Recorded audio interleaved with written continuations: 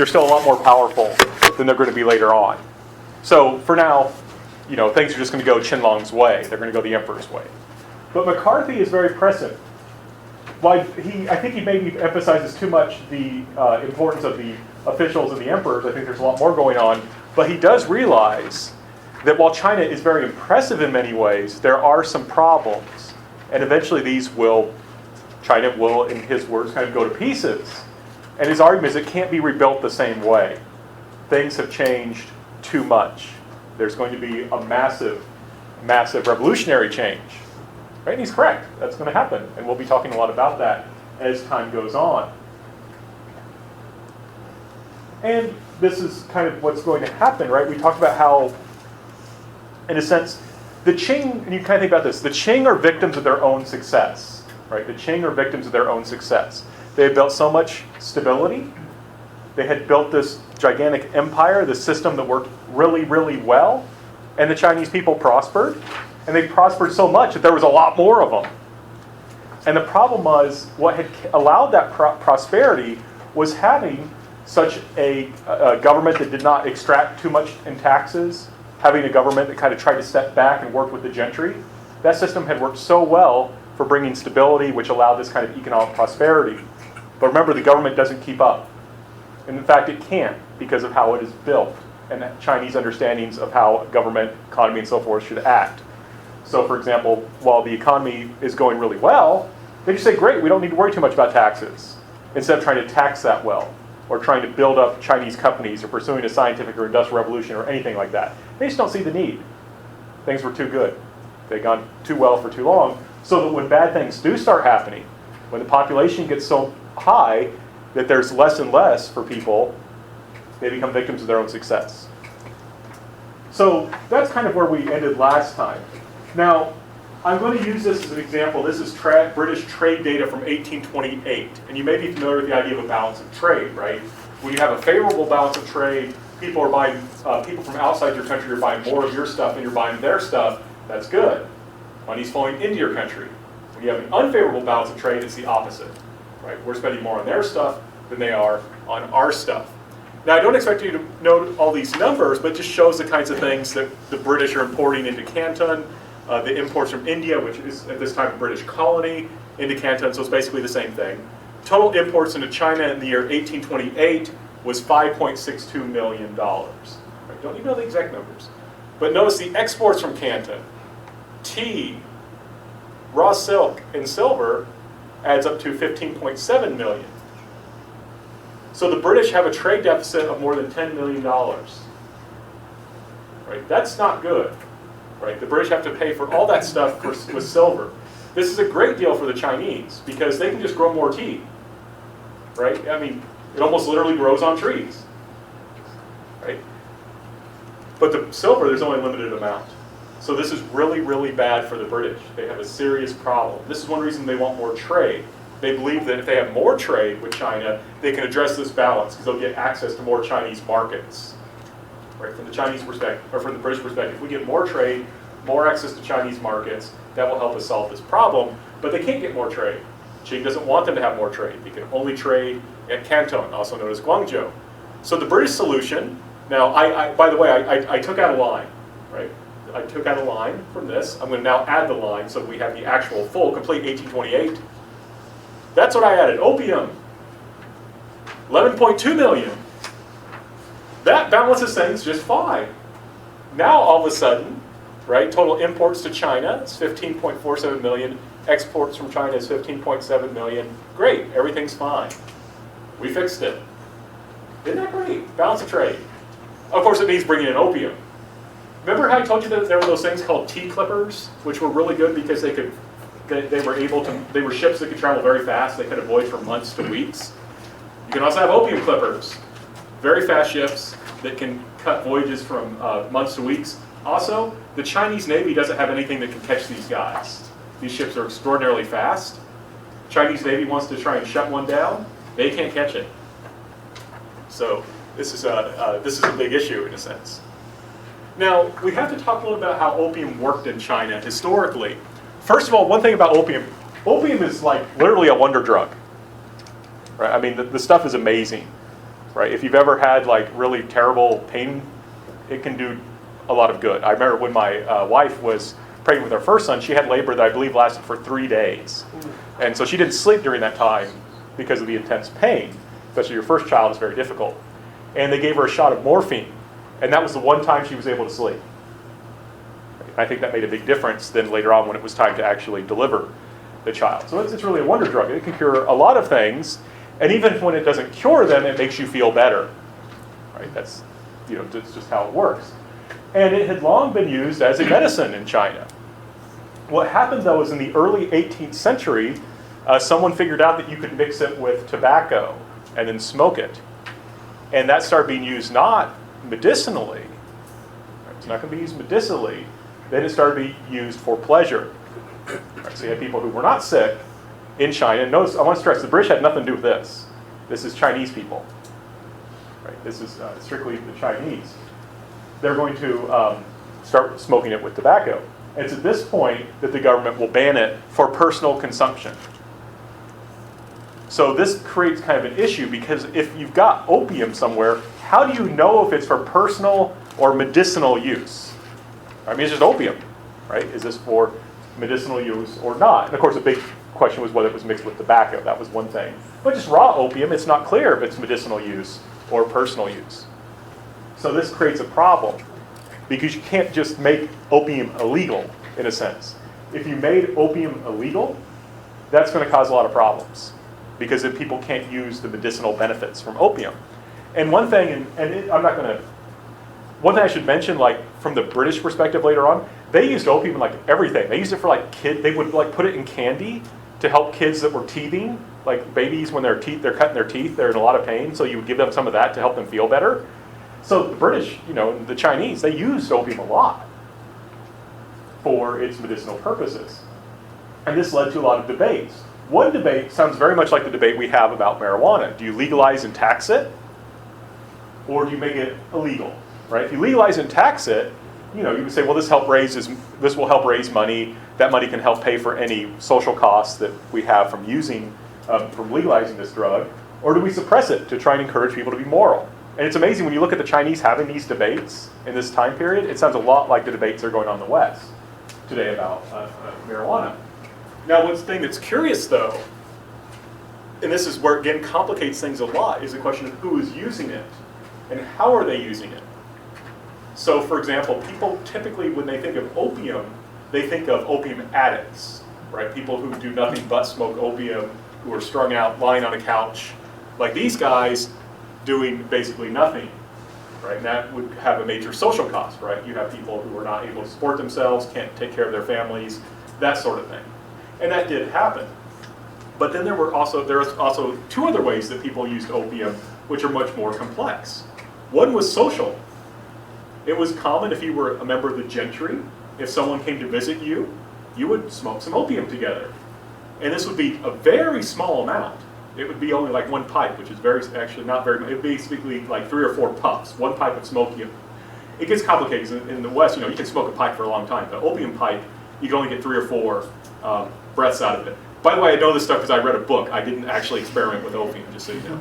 But, so people would only have just a very small amount. And it was meant to get people to relax. Remember, Chinese society is very strict in terms of etiquette. When you get a lot of people together, it's hard to get them to relax. And so one thing you'll notice, cultures that emphasize etiquette and politeness, like China, Korea, and Japan, people drink a lot. And they drink socially a lot. That's why. Right? Because you have all these rules, so people are a little uncomfortable, so you drink. Well, opium had the same effect. Another thing that was kind of was surprising to me when I learned it, was men engaged in hard labor would use opium. And this is where, like I said, opium is kind of a wonder drug, because opium can dull pain to the extent like my wife could sleep, but also it can be kind of a dissociative effect, so that these guys that would have this tremendously heavy labor, they would, on their break, they would smoke like a pipe or 2 of opium, which was actually very cheap. It wasn't very expensive at all. And that helped them to work like an extra shift. So they actually made money by using opium, right? These weren't addicts who were like strung out and doing nothing. These were guys who were productive and using opium to become more productive because it allowed them to continue doing very, very heavy labor. So this is a very complex issue. It's very hard for the Chinese to figure out what to do about it. The addicts is fairly bad. It's clear this is bad, but what about these other people? Right, it's a little more complex. Now, the key thing is China did raise its own opium, but the stuff from India was of higher quality, and the Chinese domestic opium could not meet Chinese demand. So this gave the British the opportunity to smuggle it, right? This would usually be purchased in India by smugglers, and then boats would anchor offshore. This is obviously not the scale, but you'd have a boat anchor offshore outside of Hong Kong or Canton, and the Chinese would come out and buy it from the British or Indian merchants or other Chinese merchants. And then once the Chinese had it, they could smuggle it all throughout. Now, this led to a lot of corruption because government officials would often be willing to look away in exchange for a bribe. Remember, we talked about that before. Corruption was kind of a part of how the political system worked. It was normal to be at least a little bit corrupt. And you maybe are someone who uses opium socially anyway, so you would be more willing to take some money to turn a blind eye to let people bring it into the country. And so what happens is, very quickly, as you can guess, lots of people are making lots of money from this. Now, this is a problem for multiple reasons, but one I want to emphasize, and this is from the Making China Modern book we've been looking at, a culture of illegality became normalized as people were drawn in by their social networks to participate in a drug-running economy that became ever more lucrative. Qing authorities could not compete with the financially and militarily powerful secret societies and opium distributing syndicates, not only in eastern Guangdong itself, but in the regions to which the member of those organizations traveled. So what happens is you've got this group of people now operating in China who are able to compete with the government in terms of military power and political power, right? That's kind of dangerous, right? This is not a good situation. You think about it this way, in the United States, we're used to police officers, if they do want to make a drug bust, usually they're better armed and armored than the drug dealers. But not in China in this time period, right? Yeah, Tyler? So is this kind of like equal to the 1920s prohibition in some way? Worse, if that makes sense. But I think that's a good comparison because there's a lot of corruption in American politics at that time, right? And because you've got this substance that's illegal, but that many people want to use. So you can make a bunch of money off of it, and that will lead to violence and fighting, and the government was often unable to deal with it. So imagine it's on a grander scale. Instead of Al Capone, controlling Chicago, he controls Illinois and Indiana and Ohio, if that makes sense. I may be overstating it a little bit, but this is the degree. And remember, we got Al Capone, right? It's tax evasion, but we got him. But these guys are able to kind of exist on their own. So this is a dangerous situation, right? People are looking at the government not as someone who will protect them. They're increasingly looking at it as an enemy. Remember, the economy is bad, right, in the 19th century. A lot of people are having trouble making a living, so they grow opium. They sell opium. And then the government says, you can't do that. They're like, well, you guys aren't taking care of us. We have to take care of ourselves. So this is just one more kind of issue that Chinese people are going to have against the Qing. So it's not really like they're seeing it as a corrupt act. They're like, if you're not going to feed us, and then you say, well, our way of making money is now illegal, you're like, what are we supposed to do? Right, yeah, exactly. And you kind of think about it like this way, right? If you know your friend is a thief, you maybe don't want to have anything to do with them. But if you know your friend smokes marijuana, do you necessarily think that badly of them? Right? That's what's kind of going on here. Right? People will say, this is, we understand why the government would go after thieves, but why are they going after all this opium stuff? Right? A lot of people would say, we don't see a problem. Amir. Is there an emphasis on who the secret societies are? There's a bunch of different ones. Chinese secret societies are fascinating. They tend to be very powerful. We'll actually talk a little bit more about them as time goes on, because as the government gets weaker, they become stronger. Okay. And I want to stress, this is huge, right? 1773, there's 1,000 chests that come into opium. That's like, 14,000 pounds? My math is terrible. But look, 4 times then up to 10,000, 18,000. I mean, look at this. This is becoming huge. And by the way, the reason it will eventually go down is because the Chinese start doing a better job producing it domestically. Right? So the total number of opium is not going down. This is just foreign production. In China, they're also producing opium. So this is huge. Right? So this goes, this goes to this question. Yeah, Chris? So would the government crack down on some of the minorities that were in China at the time? Like, would they crack down more so on them than the Han Chinese that made up the majority? Or was They're often, you mean in terms of opium or in general? yeah, in terms of I don't know if they necessarily went after ethnic minorities anymore. What will happen is we'll see as we go on, ethnic minorities are more likely to rebel later on.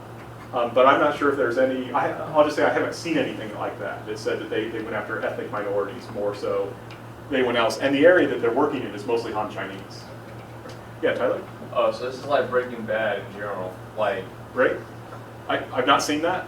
I'm sorry. I mean, it has to do like with drugs, but I mean, I was just like, Right. it's just like that. No, it's fascinating stuff. I mean, if you can notice, a lot of times I talk and no one has questions. Now all of a sudden, which makes sense. I mean, it's interesting stuff. It's very relevant. So there's a host of problems now. The Chinese are frustrated because the balance of trade is now going against them. Money is flowing out of China. Now remember, and like I said, this is one thing that makes history difficult. Remember how I said you need to remember this fact about how Chinese people made money and paid taxes. Remember, if you're a farmer, you sell your crops, you usually get paid in copper, and then your taxes are assessed and must be paid in silver. It's not a problem as long as the ratio stays correct. But here's the problem. Silver is being used to buy opium. Silver is flowing out of China. Silver supply in China goes down. And of course, especially for our business majors, when the supply goes down, demand is still the same, price goes up. Right? Currency becomes more rare, it becomes more valuable. So what happens is, it used to be 1,000 copper cash could buy 1 ounce of silver. 1,000 copper cash could buy 1 ounce of silver. But because of the balance of trade and silver flowing out, all of a sudden, 2,700 copper pieces, copper cash, have to be spent to buy 1 ounce of silver. So imagine if your tax burden almost tripled. Right? If you're a Chinese peasant, your tax burden just effectively tripled. And that frustrates you. I mean, can you imagine if all of a sudden we had to pay 3 times as much taxes? Right? Imagine if, sales tax went up to what, 21%? That would be pretty tough to deal with. Well, imagine though, at least if we all of a sudden had to pay 21% sales tax, our government would have that much more money to spend on social services and things like that. But notice, even though the peasants have to pay more, the amount of money the government actually gets is the same. So, Americans, we have this debate, should we pay more taxes so we can get more services from the government, or is it better to have lower taxes and then people can spend the money on themselves? The Chinese get the worst of both worlds. People pay more taxes, but the government gets less money. It's terrible, right? So the economic situation is becoming so bad. And we also have a drug-addicted population. 3 to 10% of Chinese are addicted. I'm not talking about social users. I'm talking about people who are addicted to opium. That's a lot of people. And one problem is, a lot of the people who are addicted are soldiers. You do not want your soldiers to be addicted to opium, right? Soldiers should be ready to fight, ready to attack. But opium makes you relaxed and dreamy. You don't want your soldiers high on opium. And government officials would often start using opium, especially ones who were allowing the smuggling. And again, I don't want to be crude, but you can kind of think about this. Imagine if you wanted to do some business at the post office and the clerk was really high. That's not good. And imagine if you had a court case that you had to attend and the judge was high. That's the situation that's occurring here. So this leads more people to kind of question the government. This is not a good situation. But also we have to remember this. The British are refusing to follow Chinese laws. And you kind of think about this, right? If it's one thing, everyone would agree, it's bad if an American commits a crime. But if a foreigner comes to the United States and commits a crime, then we get really mad, right? You can imagine that goes on in China too. People are like, these foreign barbarians are coming into our country and doing what they please. They're breaking the law. Why isn't the government punishing them? So the Chinese are frustrated. But the British are also frustrated because they want to trade even more. They're making a lot of money now. They're like, the more we trade with China, the more money we'll make. We want more trade. But darn it, the Chinese will only let us trade in Canton. We want to trade in other ports. They wanted diplomatic relations based on equality. They were tired of being called barbarians. And they wanted to actually deal with the Chinese government when there were problems. That was how you did things in Europe. And to them, that made sense. And also, they did not want to be under Chinese legal jurisdiction. This is a big issue. For example, by this time period in in Britain, torture was illegal. You could torture people in order to extract confessions. But in China, that was normal. Right? It was understood. I remember, this is Korea, but it's the same kind of system. I was translating some documents, and I said, translated with, or interrogated using torture. And my advisor said, you don't need to translate that way because interrogation always involved torture. Now, he was overplaying it a little bit because the gentry, scholars were not supposed to be tortured, but sometimes they would be. But the key thing was, the British said torture is wrong, the Chinese saw it as necessary. And to give you another example, there were just different ways the law worked. So, for example, there was a case where a British sailor, if I recall correctly, he accidentally dropped a pot off of the side of a boat. Right? He dropped a pot. And it hit some poor Chinese woman who was in a boat below him in the head and knocked her unconscious, and she fell into the ocean and drowned. Now, British law is not too strict about something like that because it was accidental. But Chinese law did not care. And the Chinese demanded that that man be turned over. He was turned over and executed.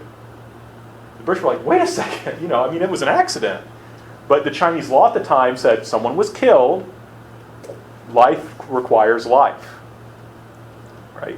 So, very serious differences. Yeah, I wouldn't go to China at this time, just in case. Well, that's why there's this problem. Right? So there's a debate. What do we do? I want to stress, people sometimes look back at the Qing and criticize them. That's our job as historians. But they had a really difficult situation to deal with. Right? They had a very difficult situation. So their solution is to appoint a man named Lin Shaishu. Right? Lin Shaishu, who I think, Tanya, I assume they still talk a lot about Commissioner Lin in China today, or not so much? I don't know. Okay, it's maybe my bad pronunciation. Well, I'm going to play a clip for you that's going to tell us what the Chinese government does, what Lin Shaishu in particular does. Oh.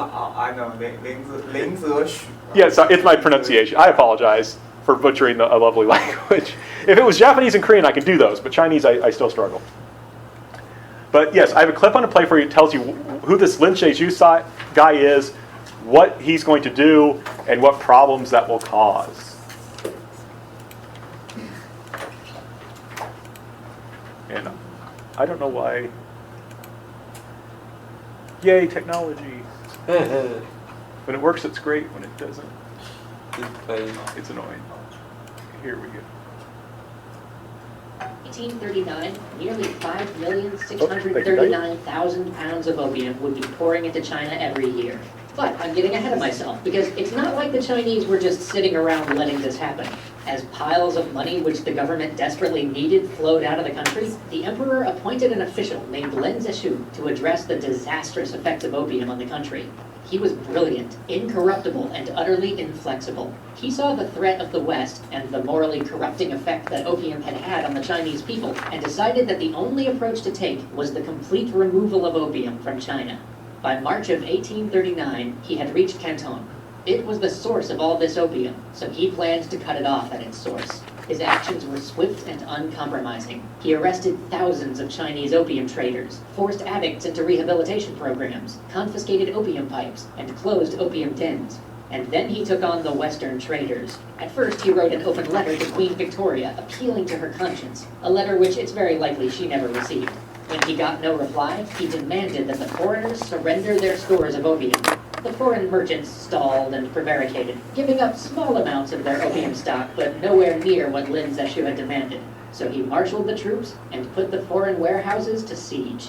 The merchants holed up for a month and a half, but in the end they gave in, and were forced to surrender 21,000 chests of opium. For the next 23 days, Zexu burned the opium with lye.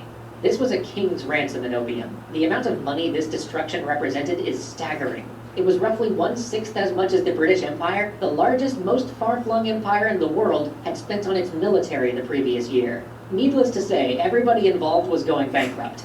Now, there is some debate over whether the Chinese offered tea in exchange for the surrendered opium, but what is certain is that the merchants never received any tea, and instead the local chief superintendent of British trade, one Captain Charles Elliot, promised the merchants that the British government would cover their losses if they would leave peacefully, which of course the British government absolutely refused to do.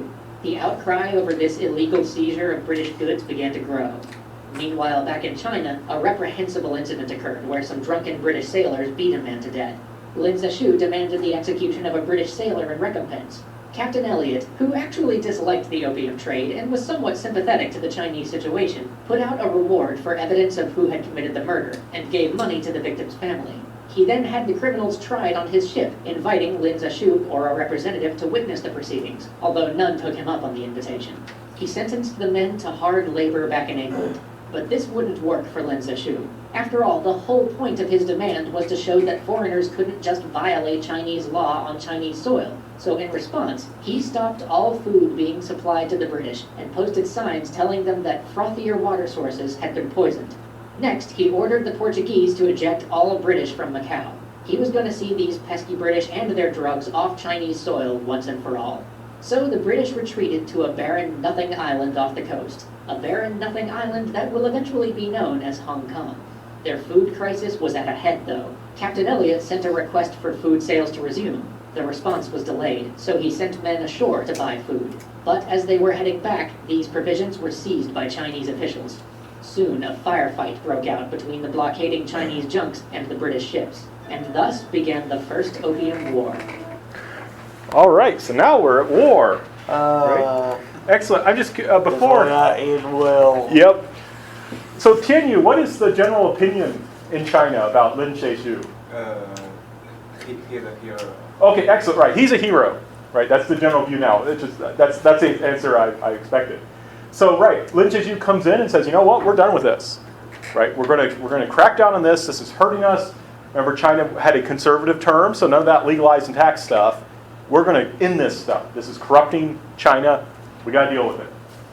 So he will strike hard, especially against the Chinese. They will force addicts to give up, to go into like rehabilitation centers where they'll help them to dry out and stop using opium.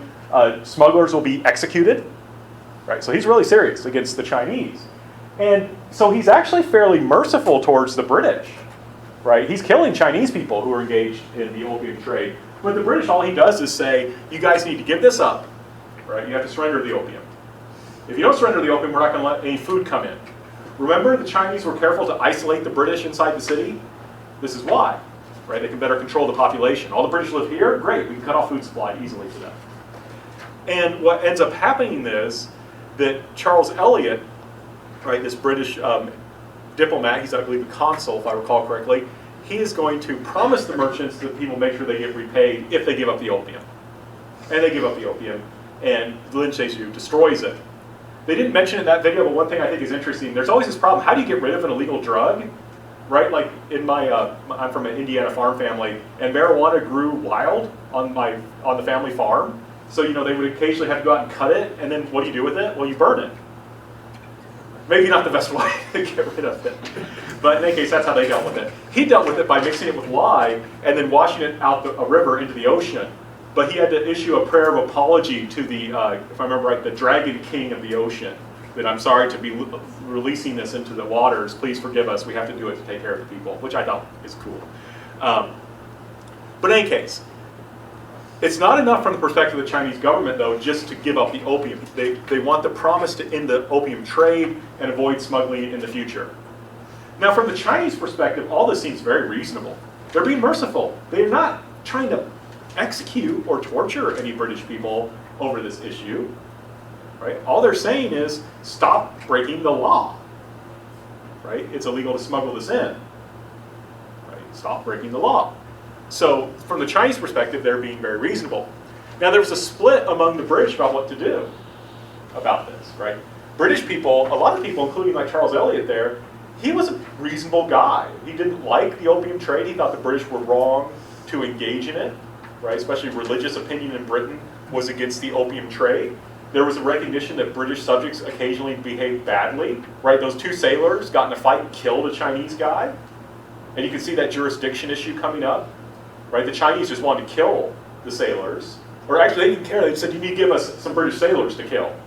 Whereas Elliot said, no, we got to find the actual people and give them a trial. And then, of course, he tried them according to British law and sent them back to Britain to be punished. They weren't punished, by the way. They just were let go once they got to Britain. He was not, Lin Shaiju, you can guess, was not happy about that. So you can see the problems that are going on. People see this very differently. From the British perspective, they would point out, look, opium for medicinal use is legal in China. It's not our business what people use it for once they buy it. I mean, that's kind of problematic logic, but in any case.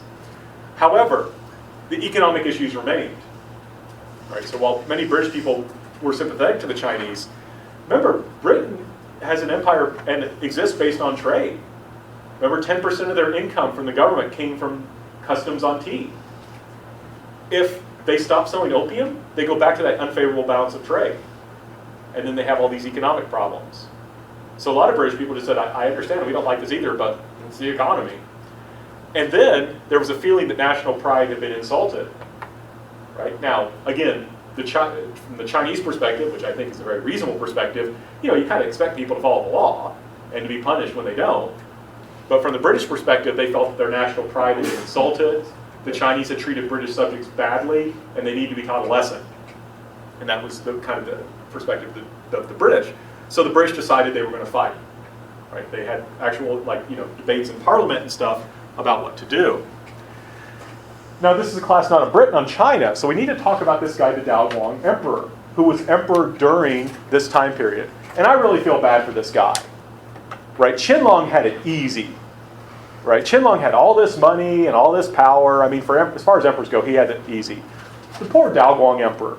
This guy was really capable and really smart and worked really hard, but he was in a terrible situation. Right? All these economic problems are occurring. He's just trying to figure out how to keep things going. So he has a lot of things to worry about. In particular, he worries about money. There's never enough money. So he's always trying to figure out what we can do about this. So from the British perspective, they're focused like a laser on Canton, Guangdong, this whole opium business. This guy's got to worry about the whole Qing Empire. Right? It's like, okay, there's this one little city in the south I got to think about, but China's huge. So he's got a lot of things to worry about. So he thought sending Lin Shaiju would settle the issue. Right? He thought, I got a lot of stuff to worry about. I sent Lin Shaiju. He's fixed everything. What can those barbarians do anyway? Right? What can they do to us Chinese? We're so powerful. And the problem was, officials often didn't want, I'm trying to think how to put this. This is a time period when there's very poor communication. The poorer the communication there is, the more opportunity there is to lie. So when things began to get serious, and you saw in that last clip things were starting to get serious, fighting was beginning to break out between the British and the Chinese, no one told him about it. Remember, he's in Beijing, which is really far from Guangdong, Canton, very far away. He doesn't know what's going on. And officials, they're like, oh geez, things are getting out of hand. If he finds out about it, I'm going to get in trouble. Let's not tell him, and hopefully we can fix it. Right? So it's a very bad situation. And even when he has good information, it took a month to get any kind of information. So he sends for a report. It takes a month to get the report. He's got to think about it, respond. It takes another month to get the report, his response back down to Canton. And then the situation could have completely changed. So this is the kind of problem that the Chinese face. And this is just astounding. And I'm not doing this to make fun of the Chinese in this time period, but we just have to understand the problem in the way they saw the world. So this is Lin Shaiju. This is a quote of Lin Shaiju writing to the emperor. And he writes to the Chinese emperor, despite their guns, the foreign soldiers are not skilled at infantry engagements. Their legs and feet, moreover, are closely bound by their tight trousers, which makes bending and stretching inconvenient. When they reach the shore, they are thus powerless, and their strength can easily be controlled. Right? So there were Chinese people, basically, they thought that Western people, we couldn't bend our knees. Like they thought we had to walk like this. Which you can imagine, fighting people who walk like that would not be very difficult. But this is a problem. As an aside, there's a record from a British woman in 1949 being asked by Chinese people whether this was true or not. It's like, look at me. Can't you see my legs bend? It's very bizarre. But my point of this is not to say, oh, isn't this funny? My point of this is, you can see how the Chinese government doesn't really understand what's going on. They don't understand the British at all, right? Just a basic question of biology, they don't understand. They kind of see these British as subhumans, right? They're not quite human in a sense, right? And that's going to cause them to seriously misunderstand and really, what can I say, underemphasize British military capacities. Right? These guys are easy to beat. They can't bend their limbs. So, to give you a sense of what the war is like, because it's really confusing, I have another clip from that same series I want to play for you. As you watch this, I want you to catch, how would you characterize this battle, and why did the British and Chinese governments refuse to accept terms, right? How would you characterize this battle, and why did the British and Chinese governments refuse to accept terms? But working with the information he had, Elliot commanded the British forces to open fire on the Chinese fortifications at Chuanpi near Canton on the morning of January 7, 1841. The fighting lasted mere hours. The British guns ripped through the fortifications and silenced any counter-batteries with haste. Then, Indian and British Marines landed and rapidly pushed the Chinese ground forces back. Tragically, a rumor had been circulating among the Chinese that the British executed every prisoner they captured, and so many hopelessly fought on to the death, until their battalions were in tatters and their dead outnumbered their living. By 11 in the morning, the British flag flew over the Chinese battlements. 600 Chinese lay dead, a meager 100 were captured. Among the British, only 30 were wounded, and those not even from enemy fire, but because of their pieces of artillery overheating and exploding. Meanwhile, the Nemesis, the iron steam and sail ship that was being tested in Chinese waters, demonstrated the power of its guns and rockets, dispatching junks and chasing away the Chinese fleet. 3 further forts stood to be captured, but the next morning, a Chinese physician came under flag of truce to ask on behalf of Jishan. Despite the overwhelming desire of the troops to cut their way to Canton, Elliot acquiesced. Horrified by the slaughter he had just witnessed, he wrote to one of the British trades who was pushing the war that he hoped to resolve it without further bloodshed, and that if further conflict was necessary, it was clear that they could take what they wanted. So he agreed to meet. Soon, terms were hammered out. The Chinese would pay $6 million in reparations. The British would pay $6 million to buy the island of Hong Kong. Ambassadors would be exchanged, the Chinese agreed to not call the British tribute-bearing barbarians anymore, and the British would return all the forts and the territory that they had taken during the war. And most importantly, trade would resume in a much more free and open manner. So, problem solved. The Chinese get just about the best terms they could conceivably hope for under the circumstances, and the British get to fulfill their mission and open up a whole new empire for trade. There's been some bloodshed, but in the end, everybody's happy, right? Well, not exactly. Elliot's boss back in England, a fellow named Lord Palmerston, who will undoubtedly crop up in other episodes down the line, was not happy. The British Empire didn't get the massive sum of money he wanted as reparations for the opium that was destroyed. They didn't get to keep the territory that they'd conquered. They didn't get as many open ports as he would like, and perhaps most of all, he was livid that Elliot, who had never really been comfortable with the drug trade in the first place, didn't even ask that opium be legalized in China. So, Elliot, for his swift and nearly bloodless execution of the war, was dismissed and sent packing. And Qishan, the emperor had to be ecstatic with these terms, right? I mean, the Chinese were clearly outmatched, and at the end of the day, all they had to cede was a barren rock in the middle of the ocean. Pretty good deal, right? Well, the emperor was not so happy. In fact, he immediately recalled Qishan and ordered him executed for treason. Apparently, he thought they could have gotten a better deal. Don't worry, Qishan lived, he's fine, but needless to say, neither party ever signed this treaty. So join us next... All right. But they're all on YouTube if you want to watch the entire thing. I think it's a series of 5. It's really good. Right. So this is a very confusing war. There's lots of small battles, and then the Chinese will say, let's negotiate, and the British will start negotiating, and then they just use it to delay actually doing anything, and the British get tired of it and just start fighting again. So this war takes a long time, but it's all these little battles, and then pauses for negotiations that go nowhere. But for the battle we saw, how would you characterize it? Total war. Right? I would say it's one-way war, pretty much. Yeah, it's one-sided.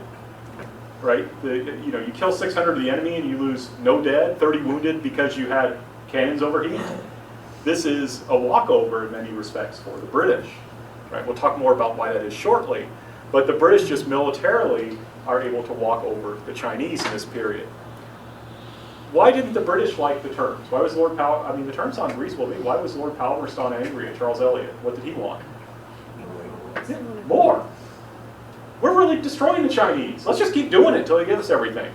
And poor Charles Eliot. I mean, this guy, he really got treated badly because he wasn't. What can I say? He was a real mensch. He was a stand-up guy. He was like, I'm tired of people getting killed. You know, let's figure out a way out of this situation. But it didn't go his way, right? And he gets fired for his troubles. And then, of course, what about the Chinese ambassador or the Chinese negotiator? What's the emperor mad at him for doing? Yeah, he gave away too much. The British are in trouble for getting too little. The Chinese side is in trouble for giving too much. This war is going to keep going because neither side really is willing to meet up. Right? This is a bad situation. And just you can kind of see different understandings of how the government works. Eliot lost his job, but no one threatened him with a crime. But the other guy was threatened to be executed, right? The Chinese negotiator. So different understandings of how politics and government works. So why did it go so well for the British? The British had modern weapons, right? To give you a sense of this, well, I'll come back to that actually. The British will have modern weapons. They'll have modern artillery, modern rifles. Oh, they have some rifles. Mostly they have modern muskets. But they're well supplied, even though it's across the ocean. It's amazing how much trouble the British took to bring rum to their soldiers, but the British soldiers had lots of rum to drink. But they had other supplies as well. They had enough ammunition. They had good artillery, and things like that. They're very well trained. The British soldiers knew what they were doing. They were professional soldiers, and they were well disciplined. Right? They generally did what they were told. By the way, one thing I should point out, most of the soldiers fighting for the British were actually Indian, as an aside. They were British forces, but they were Indian, as they mentioned briefly there.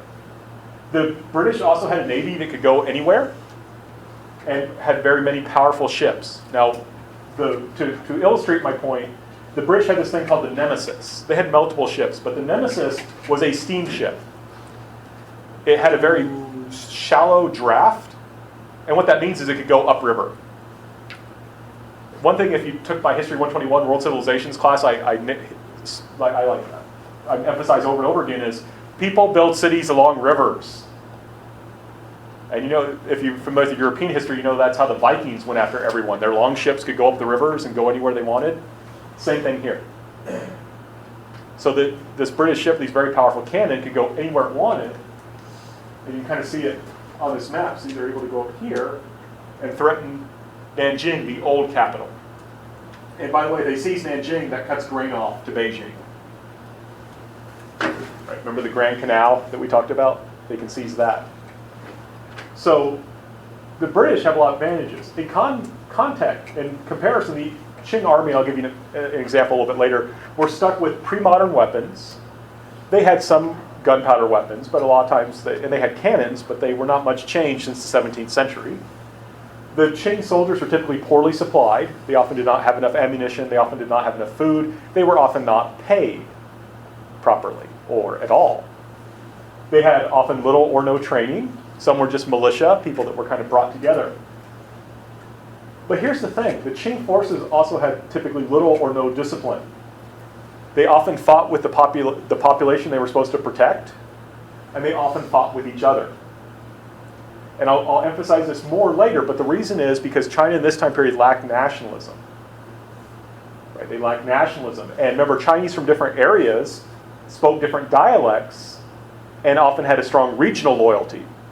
So when you brought soldiers from the north down south, they often did not get along. And at times they would skirmish with each other. I know of no records of British soldiers, British units fighting with each other, but Chinese units did. Right, so that's a problem. And the Chinese leadership was not very good in this time period. They just did not know how to deal with this British military. And the Chinese did not have a very good navy. So when you put all these things together, this is why we have this kind of walkover. And to just highlight what I said earlier, there's this conflict. There's conflict between the Manchu and the Han. The soldiers don't get along. The officers don't get along. And they often, like I said, fighting will break out between them. There's fighting among Chinese troops. One thing that's really striking, remember how I said the Chinese really didn't know much about the British? Like they thought that they couldn't bend their knees? The British knew a lot about the Chinese. Why? Because there were a lot of Chinese people who were happy to work for the British as spies. I think today you would not be able to get Chinese people to spy on each other because it's such a nationalistic country. But this time period, it's like, I don't care. I'll go tell you what those people from the north are doing. I'm from the south. I don't care. I'm Manchu. They're Han. I don't care. Right? And to give you an example of this, you can see this in looting. Right? What would happen is the British, when they would take a city, they would loot it. They would take people's stuff. And then they would sell it back to other Chinese people. That's what's going on here. The British are in the city that they've seized, and they're selling Chinese people stuff that they took. So the Chinese people really lack unity. There's not a sense of nationalism. Even though the British are at war with China, these Chinese are quite happy to profit from some other Chinese person's loss. Right, so this is not a country that has nationalism yet. This is one reason why China today emphasizes nationalism. Yes, Tyler. I was wondering though, with the modern weapons that Britain had, like why couldn't they have just conquered China? Like they only had a few thousand soldiers. You could never actually hold the country, if that makes sense, right? To conquer China, you would need hundreds of thousands of soldiers, if not millions, just because it's so big, right? So you just have to try and beat the government until the government's willing to negotiate with you. You can't replace that government. But a good question. So let's see. And the problem is this is going to be a very brutal war. In part, the Chinese and the British understand the rules of war differently. We saw that, right, where they talk about how the Chinese thought that the British were just going to execute them all, so they fought on. And people tend to be more cruel to people who are different than them, right? It's hard to surrender when you can't speak the same language. And both sides are going to commit war crimes, right? The Chinese will execute British prisoners. The British will execute Chinese prisoners. This is a Chinese drawing of British soldiers bothering Chinese women, so there were rapes and sexual abuse and things like that going on. The Manchu would fight very hard, but when they would lose a battle, they would often commit mass suicide, and this would include whole families wiping themselves out, so they were not captured by the British. So this is one reason why Charles Elliot won in this war. He didn't want to keep fighting, because he's like, yeah, we could get better terms if we kept fighting the Chinese, but it's not worth it, because look at all this bloodshed, Chinese and British and Indian blood. We'll come back to that on Monday, so make sure that you take the Blackboard quizzes, right? There's a reading quiz and a review quiz, and I'll see you all on Monday. We might start section 5, probably not. But Dr. Rao. Yes. For 321, there is no quiz, right? No quiz, yep.